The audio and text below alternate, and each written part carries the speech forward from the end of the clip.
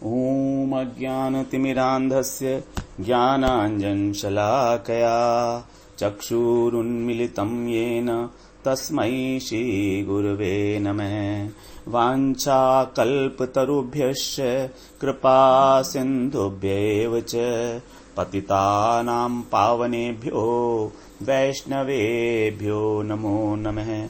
नमो महावदान्याय कृष्णप्रेमप्रदायते कृष्णाय कृष्णचैतन्य नाम्ने गौरत्विषे नमः। हे कृष्ण करुणा सिन्धो दीनबन्धो जगत्पते गोपेश गोपिकाकान्त राधाकान्त नमोस्तुते। तप्त कांचन गौरांगी राधे वृंदावनेश्वरी वृषभानुसुते देवी प्रणमामि हरिप्रिये। वृंदायै तुलसी देव्यै प्रियायै केशवस्य च कृष्ण भक्ति प्रदे देवी सत्यवत्यै नमो नमः। श्री कृष्ण चैतन्य प्रभो नित्यानंद श्री अद्वैत गदाधर शिवसदि गौर भक्त वृंद। हरे कृष्ण कृष्ण कृष्ण हरे हरे हरे राम राम राम हरे हरे। हरे कृष्णा। सर्वप्रथम मैं अपने गुरुपाद पद्म ओम विष्णुपाद अष्टोत्तर शत श्री श्रीमद् भक्ति वेदांत माधव गोस्वामी महाराज के चरण कमलों में अनंत कोटि दंडवत प्रणाम ज्ञापन करता हूँ।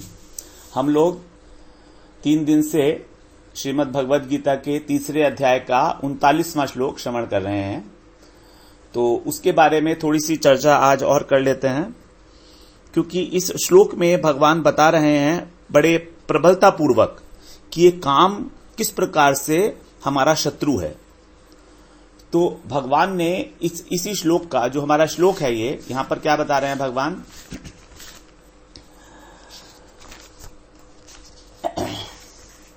इस श्लोक को पहले श्रवण कर लेते हैं हम लोग। श्लोक में बता रहे हैं, आवृतम ज्ञानमेतेन ज्ञानिनो नित्य वैरिणा काम रूपेण कौन्तेय दुष्पूरेण अनलेन च। यहां पर भगवान बता रहे हैं कि काम कैसा है, हमारे ज्ञान को आवृत करता है, विवेक शक्ति को। और काम रूपेण कौन्तेय, हे कौन्तेय, ये काम रूपेण है, यानी इसके अलग अलग रूप हैं इस काम के। कभी ये कामना के रूप में सामने आता है, कभी वासना, स्पृहा, लोभ, क्रोध, ये अलग अलग इसके रूप हैं। और दुष्पूरेण, ये कभी भी पूर्ण होने वाला नहीं है। और अनलेन, जैसे अग्नि को कभी भी शांत नहीं किया जा सकता अगर हम उसमें घी डालते रहें, ईंधन डालते रहें। उसी प्रकार इन कामनाओं को अगर हम तृप्त करते रहें, अर्थात इनको भोग सामग्री देते रहें, तो ये बढ़ती ही चली जाएंगी। तो इस श्लोक में भगवान ने तीन प्रकार से बताया है कि काम जो है ढकता है। इससे पहले श्लोक में बताया था कि काम जो है ढकता है, वो उसकी 3 अवस्थाएं बताई थी। वो जैसे अग्नि धुएं से ढक जाती है, उसी प्रकार जिस प्रकार की ये काम की मृदु अवस्था है। फिर उसके बाद बताया था दर्पण जिस प्रकार से धूल से ढक जाता है। और तीसरा जो गर्भ है, वो जिस प्रकार जेर से ढका होता है। तो ये काम की 3 अवस्थाएं थी, क्रमशः मृदु अवस्था, मध्य अवस्था और तीव्र अवस्था। अब यहां पर बता रहे हैं कि काम रूपेण दुष्पूरेण अनलेन, काम रूपेण दुष्पूरेण और अनिलेन है। यहां पर 3 चीजें बताई हैं। ये तीनों में ही तृतीया विभक्ति है। अगर हम इसको सूक्ष्मता से देखते हैं तो यहां देख रहे हैं हम कि इसमें तृतीया विभक्ति है तीनों में। तृतीया विभक्ति क्या होती है? जैसे हम संस्कृत में पढ़ा है ना, कर्ता, कर्म और करण। तो तृतीया विभक्ति होती है करण। करण का अर्थ होता है जिस वस्तु के द्वारा कुछ किया जाता है, जिसके द्वारा कोई कार्य किया जाता है, उसको बोलते हैं करण। जैसे हम लोगों के पास क्या है, 2 करण है, बाह्य करण और अंतःकरण। हमारी जो 5 ज्ञानेंद्रिय हैं, 5 कर्मेंद्रिय हैं, ये क्या हैं? ये हमारे बाह्य करण हैं। और हमारा अंतःकरण क्या है? मन, बुद्धि, अहंकार और चित्त। तो यहां पर बता रहे हैं भगवान की 3 बातें उन्होंने बताई। दुष्पूरेण, अनलेन, पहले बताया काम रूपेण। काम रूपेण दुष्पूरेण अनलेन। तो इसका एक अर्थ तो सामान्य अर्थ है। सामान्य अर्थ में तो ये हो गया कि ये जो अग्नि रूपी जो कभी तृप्त न होने वाली काम है, उसके द्वारा ये ढक जाता है। अग्नि रूपी जो काम है जिसको कभी भी पूरा नहीं किया जा सकता।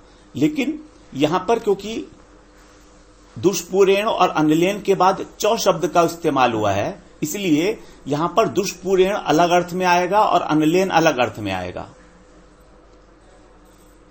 चौ से इन दोनों की पृथकता को दिखा रहे हैं भगवान। और काम रूपेण तो अलग लिखा हुआ ही है, काम रूपेण कौन्तेय दुष्पूरेण अनलेन चौ। तो इसका मतलब यह हुआ कि ये तीनों चीजें अलग अलग रूप से ढकती हैं। अब यहां पर ये तीनों चीजें अलग अलग रूप से ढक रही हैं काम को। तो ये क्या हुआ, तीनों करण हो गए, क्योंकि इनसे ज्ञान को ढका जा रहा है। दुष्पूरेण, अनलेन और काम रूपेण, ये तीनों में तृतीया विभक्ति होने के कारण ये तीनों ही एक प्रकार से ज्ञान को ढकने का काम कर रहे हैं। यानी कि तीन वस्तुओं के द्वारा ज्ञान ढका जा रहा है। तो भगवान यहां पर तीन वस्तुओं को अलग अलग कर्णत्व प्रदान कर रहे हैं। कर्णत्व, पहला कर्णत्व उन्होंने दिया दुष्पूरेण। दुष्पूरेण का मतलब है जो पूरी ना की जा सके,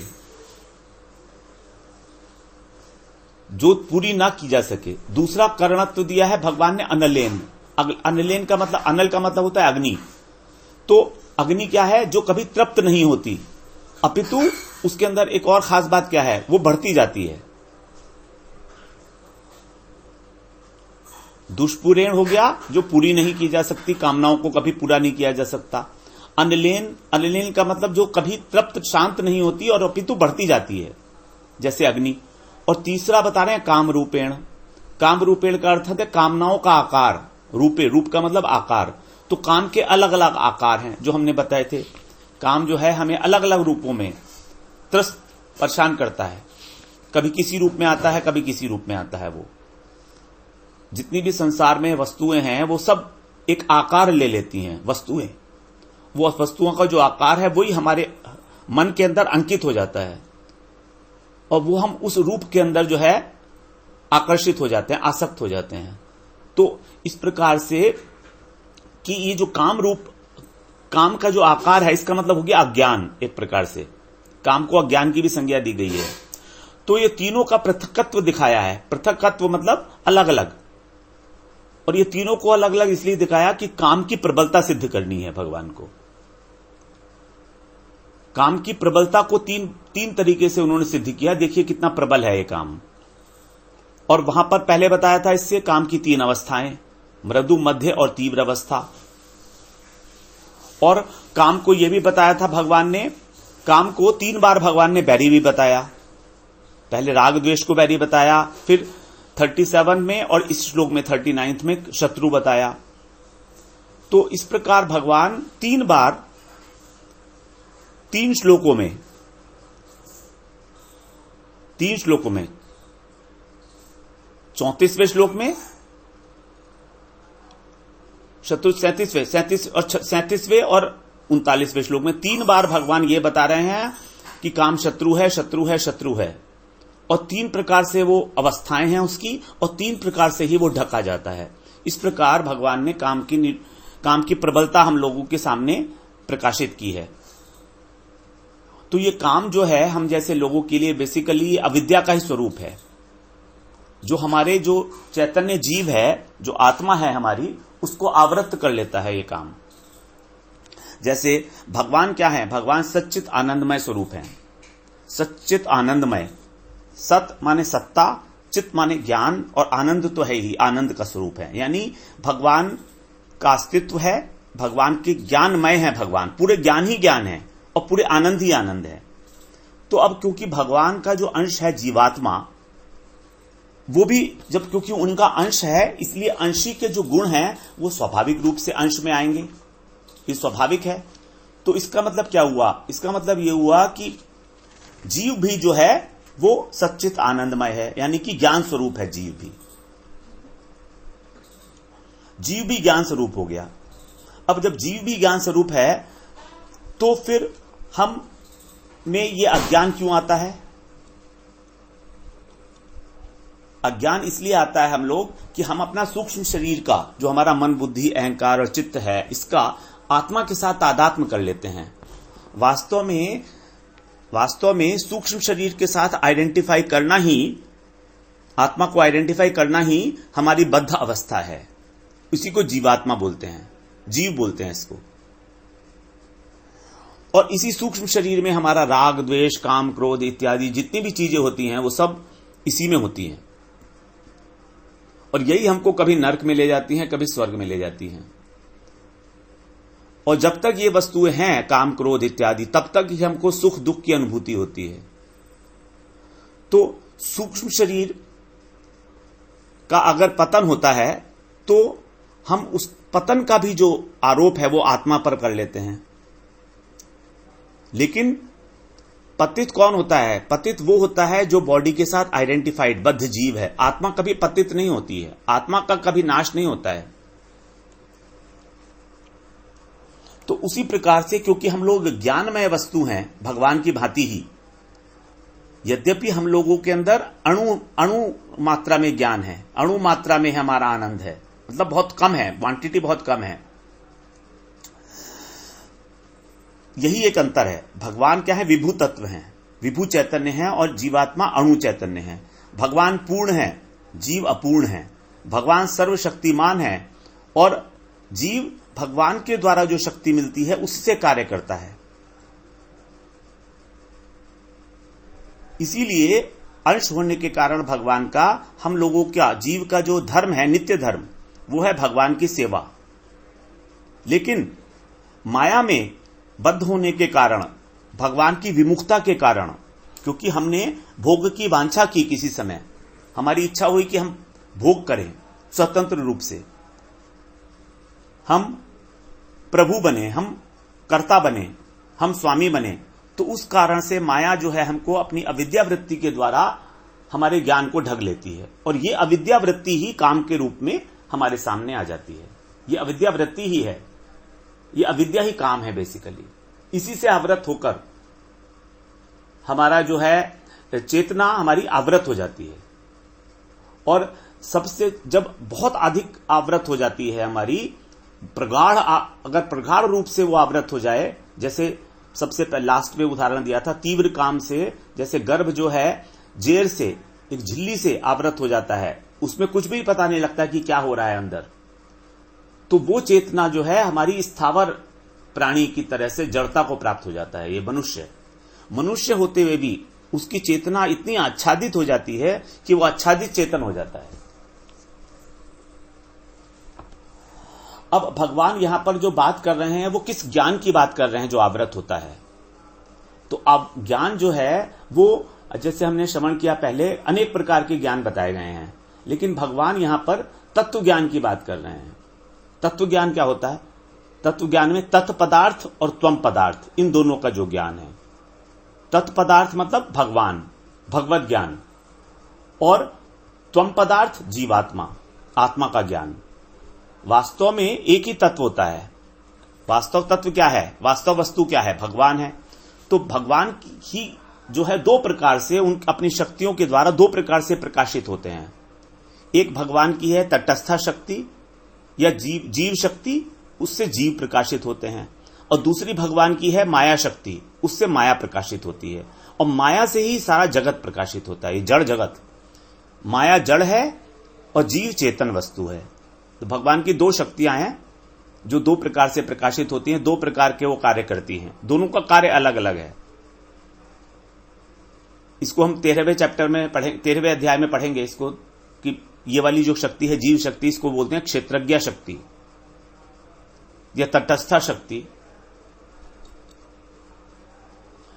तो भगवत तत्व यानी भगवान कौन है, जीव तत्व अर्थात जीव कौन है, और माया तत्व, माया कौन है, इसको जानना ही तत्व ज्ञान है। और जिसको जानकर, अनुभव करके जीवात्मा अपने स्वरूप में स्थित हो सकता है और प्रयास कर सकता है उसके लिए। तो ये जो ज्ञान है, इस तत्व ज्ञान की बात कर रहे हैं, जिसमें हम ये जान जाएंगे कि हम क्या वस्तु हैं, भगवान क्या वस्तु है और हमारा कर्तव्य क्या है वास्तव में। अभी इस समय में हमारा कर्तव्य हमारे सामने नहीं, क्लियर नहीं है। हमको पता नहीं है कि हमें करना क्या चाहिए, इसीलिए हम लोग संसार के अंदर इतने आसक्त हैं। अब काम क्रोध के विषय में एक बात हम और श्रवण कर लेते हैं कि ये काम क्रोध क्या हमारा स्वभाव है? काम क्रोध क्या हमारा स्वभाव है? क्या हमारे जन्म के साथ ही काम और क्रोध की उत्पत्ति हो गई थी? अगर ये हमारा स्वभाव है तो इससे पार पाना बहुत मुश्किल है। क्यों? क्योंकि भगवान ने इससे पहले कहा था कि चाहे कोई भी विद्वान हो, वो भी अपने स्वभाव के वश में ही रहकर काम करता है। विद्वान व्यक्ति भी प्रकृतिर ज्ञानवान अपि सदृशम चेष्टते स्वस्या प्रकृतिर ज्ञानवान अपि, ये कहा था भगवान ने। तो जब ज्ञानी व्यक्ति भी अपने स्वभाव के परवश होकर ही काम करता है तो फिर निग्रह किम करिष्यति, 33वें श्लोक में बताया था भगवान ने। निग्रह किम करिष्यति यानी उसको वश में करने का क्या फायदा? हो ही नहीं सकता, क्या करेगा निग्रह? तो ये काम और क्रोध जो हैं ये हमारे स्वभाव में नहीं है, ये वास्तव में एक विकार है। ये हमारे मन का, हमारी बुद्धि का विकार मात्र है। विकार का अर्थ क्या होता है?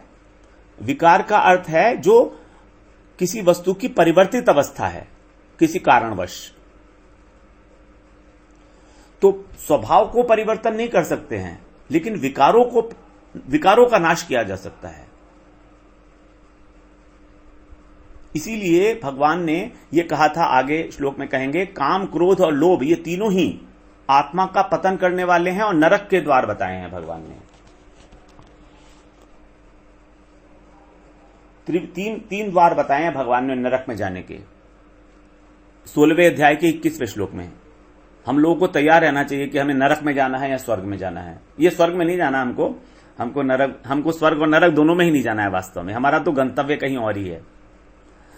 तो वहां 21वें श्लोक में बता रहे हैं भगवान 16 अध्याय के, त्रिविधम नरकस्येदम द्वारम नाशनम आत्मनः कामः क्रोधस्तथा लोभस् तस्मात् एतत्त्रयम् त्यजेत। त्यजेत में फिर आज्ञा आ गई भगवान की कि हमको छोड़ना ही है।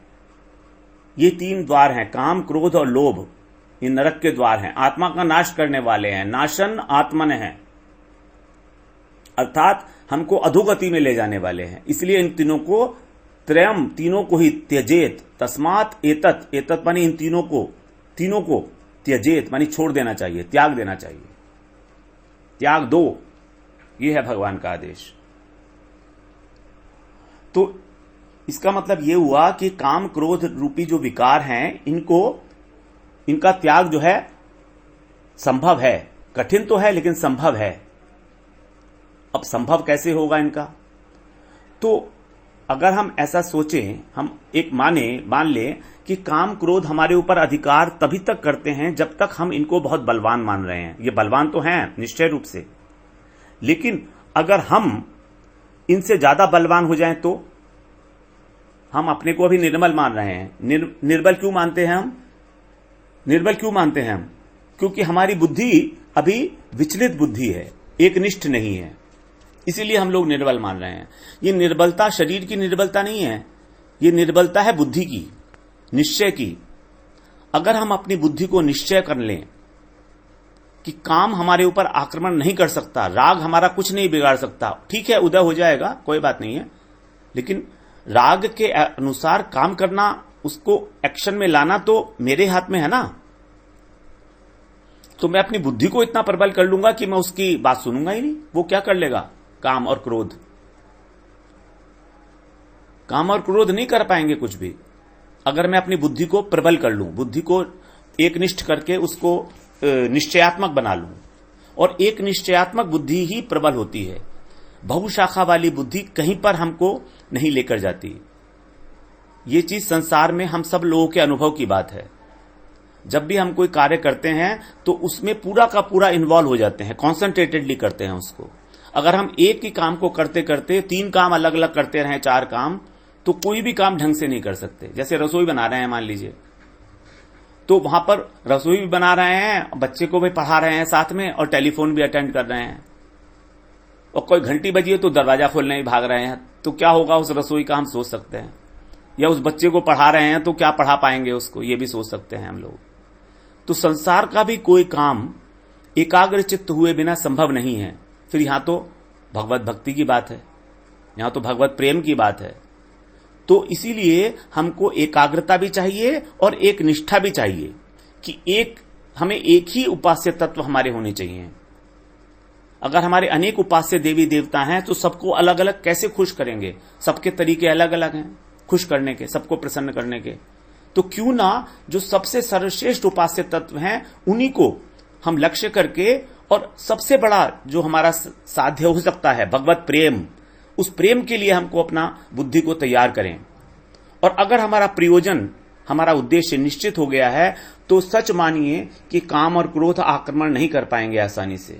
डर जाएंगे ये कि इस व्यक्ति का जो उद्देश्य है, तो बिना उद्देश्य में जो भी व्यवधान डालेगा ये उसको बात नहीं, ये उसको डिलीट कर देगा, ये उसको वश में कर लेगा। ये वैसा काम नहीं करेगा ये जैसा हम चाह रहे हैं, जो काम और क्रोध हमसे कराना चाह रहे हैं। और फिर भगवान का तो बल है ही, गुरु का तो बल है ही हमारे साथ हर वक्त। क्यों? क्योंकि हम उन्हीं को प्राप्त करने की, उन्हीं के लिए प्रेम के लिए तो इच्छा कर रहे हैं। तो भगवान हमारी मदद क्यों नहीं करेंगे? फिर वो ही हमको आकर उस काम और क्रोध रूपी दलदल से निकाल लेंगे। नंबर 1 ये बात हो गई। नंबर 2, जो काम और क्रोध रहने के इनके जो अड्डे हैं, इंद्रियां, मन, बुद्धि वगैरह, वो भी आएगा आगे। तो ये मन और बुद्धि भी जो हैं हमारे मालिक नहीं है एक तरह से। इंद्रियस्य इंद्रियस्यार्थे राग द्वेषो विवस्थितो, कहा था ना कि इंद्रिय में रहता है काम, और आगे भी आएगा अभी कहां पर इसका अधिष्ठान है अगले श्लोक में। तो ये भी हमारे जो हैं मालिक नहीं है, ये भी हमारे नौकर ही हैं। ये भी वही काम करेंगे जो हम करते हैं, जो हम चाहेंगे। और प्रधान कारण तो ये है कि हम लोगों ने इनको अपने अंदर बिठाकर इनका पालन पोषण और संरक्षण कर रहे हैं हम लोग। वास्तविकता तो ये है, असली बात है ये। असली बात है कि जब कामना हमारे अंदर उत्पन्न होती है तो हम उसको अच्छा मानते हैं कि अच्छा चलो ये बहुत अच्छी इच्छा पैदा हुई है मेरी, मैं इसको पूरा करता हूं। अगर क्रोध आ जाता है तो उसको भी हम संरक्षण देते हैं कि बिल्कुल तूने सही चीज के ऊपर क्रोध किया, क्रोध करना ही चाहिए। अगर उस व्यक्ति ने मेरा अपमान किया तो मुझे क्रोध आएगा ही आएगा, स्वाभाविक है। ये कहूंगा मैं, जस्टिफाई करूंगा अपने आप को, वैलिडेट करूंगा मैं, और अपने को ही नहीं दूसरों को भी बताऊंगा कि क्या आपको क्या लगता है कि मेरा क्रोध नाजायज था वहां पर उस सिचुएशन में। तो दूसरा व्यक्ति भी आपकी हाँ में हाँ मिला देगा, हाँ आपने बिल्कुल ठीक किया, बस हो गया बंटाधार। यहां तो दूसरे की भी अनुमति मिल गई कि हाँ बिल्कुल ठीक किया आपने, आपका क्रोध बिल्कुल जायज है, आपकी कोई गलती नहीं है, सारी गलती उस व्यक्ति की है। तो क्रोध आ गया, और क्रोध को जस्टिफाई आप तो कर ही रहे हो, वो उस व्यक्ति ने भी जस्टिफाई कर दिया जो आपका सो कॉल्ड दोस्त है, सो कॉल्ड मित्र है आपका, या सो कॉल्ड संबंधी है आपका। यही है वास्तविक कारण कि हमने इन अपने शत्रुओं को इनवाइट करके अपने घर में बिठा रखा है। अब जब ये शत्रु हैं तो फिर इन्हें क्यों बुलाया जाए, क्यों इनकी खातिर की जाए? भगवान इसीलिए तो 3 बार इनको शत्रु शत्रु शत्रु कह रहे हैं। शत्रु के साथ क्या करना होता है? शत्रु को उपेक्षा करनी होती है उसकी, उससे कन्फ्रंट करना ही ना पड़े, और अगर वो सामने आ भी जाए तो साइड से निकल जाओ। अगर इतनी शक्ति हमारे अंदर नहीं है कि अपने शत्रु से हम लड़ सकते हैं तो क्या है, बहुत आसान तरीका है, साइड से निकल जाओ, इग्नोर कर दो। हमारे अंदर कामना उत्पन्न हुई, राग उत्पन्न हुई, हम उसको कंट्रोल नहीं कर पा रहे हैं तो कोई बात नहीं, अपने मन को किसी दूसरी जगह लगा लो, अपने मन को किसी दूसरी जगह लगा लो उसी समय। लेकिन जागरूकता तो चाहिए कि हमें यह पता होना चाहिए कि ये उत्पन्न हो गया है, उदय हो गया है, अब हम लोग इसके वश में होने वाले हैं, इसलिए तुरंत हमको कुछ ना कुछ स्टेप लेना पड़ेगा। या तो हमारे पास 2 ऑप्शंस, या तो हम जो उस कामना ने कहा कि ये इच्छा तुम्हारी पूरी होनी है, जैसे हम लोगों का मन किया, मान लीजिए है ना, कि हम लोग जो है मिठाई खाएं, रसमलाई खाएं, तो रसमलाई खाने के लिए हमारा मन किया और हम उठे और चल दिए ब्रजवासी की दुकान के ऊपर। दूसरी क्या है, दूसरा ऑप्शन है, ठीक है मेरा मन किया, मुझे पता लग गया, तो मैंने ब्रजवासी की दुकान पर जाने का निर्णय ना लेकर और एक ग्रंथ उठाया और उसका पाठ करना शुरू कर दिया। बस मन में एक स्फुरना ही तो उठी थी, पूर्व संस्कारवश, इतनी सी देर लगेगी।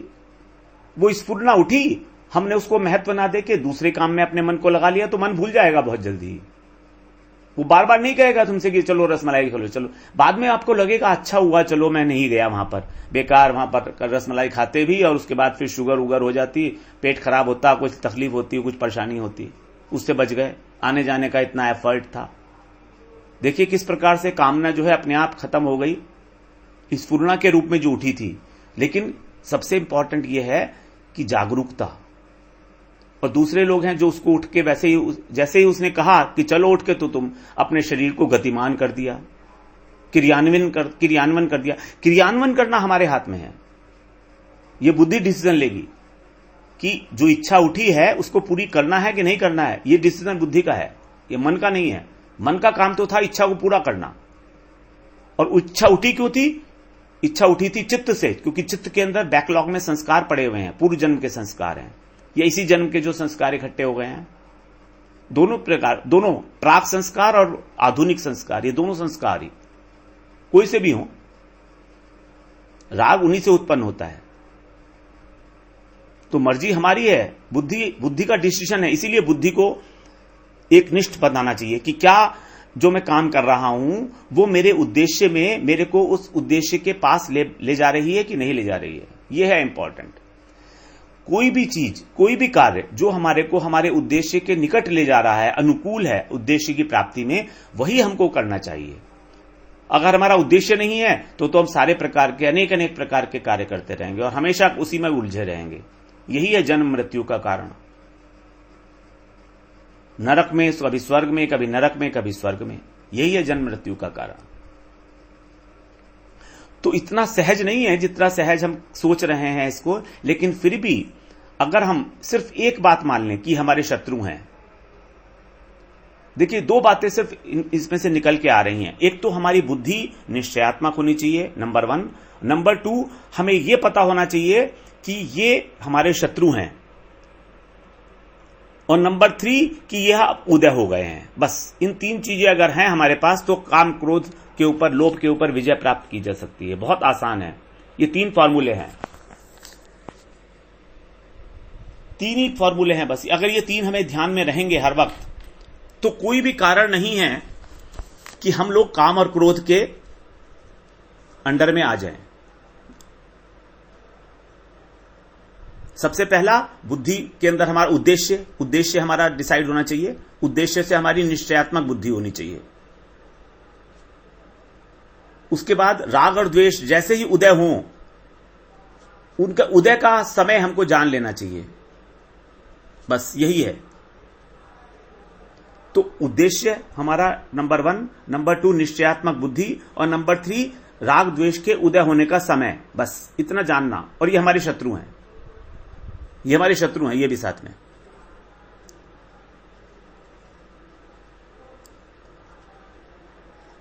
तब हम लोग जो है इससे पार पा सकते हैं। इसको ट्राई कर सकते हैं। ट्राई करके देखने में क्या हर्ज है, एक्सपेरिमेंट है तो दोबारा से एक बार फाइनल, उद्देश्य को डिसाइड करके निश्चयात्मक बुद्धि, एक निष्ठा बुद्धि, नंबर 1। नंबर 2, हमको ये ज्ञान कि राग द्वेष काम क्रोध लोभ मोह मद मत्सर ये हमारे शत्रु हैं। नंबर 3, जैसे ही ये उदय होंगे वैसे ही हम इसको जानने का प्रयत्न करें। बस जान लिया आपने तो फिर बुद्धि जो एक्शन लेगी वो सही ही लेगी, ये विश्वास रखिए। ठीक है, तो अभी आज हम लोग यहीं तक रखते हैं। ये हमने आज अब 39वां श्लोक पूरा किया है। कल हम लोग 40वें श्लोक का श्रवण करते हैं। वांछा कल्पतरुभ्यश्च कृपा सिंधुभ्यैव च पतितानां पावनेभ्यो वैष्णवेभ्यो नमो नमः।